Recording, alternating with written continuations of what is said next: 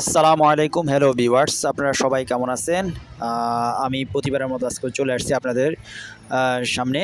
তো আজকে আমি বার্সেলোনার আট দ্য টাম্পে চলে আসছি। তো এইখানে আজকে অনেক বড় একটা আয়োজন আছে।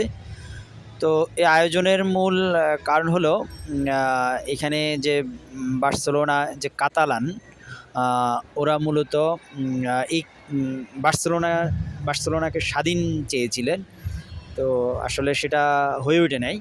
তো ওই সুবাদে আজকের এই আয়োজন দিয়া দে কাতালোনিয়া। তো স্পেনে ফেমাস দুইটা ভাষায়, একটা হচ্ছে কাস্তিয়ান, কাতালান। তো এই কাতালান হচ্ছে যে কাতালোনিয়ার যারা তারাই মূলত এই কাতালোনিয়ানরাই এই বার্সেলোনাকে স্বাধীন চেয়েছে। এই জন্য তারা প্রতি বছর এই সময় আসলে তারা মানে তাদের এই আয়োজনটা করে।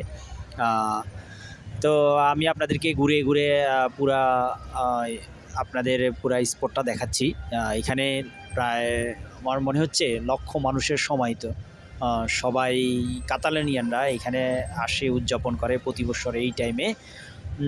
ওদের অনেক বড় আয়োজন এই এই দিনটাকে ঘিরে। তো আপনারাও দেখেন, আমিও আপনাদেরকে ঘুরে ঘুরে সব দেখাচ্ছি।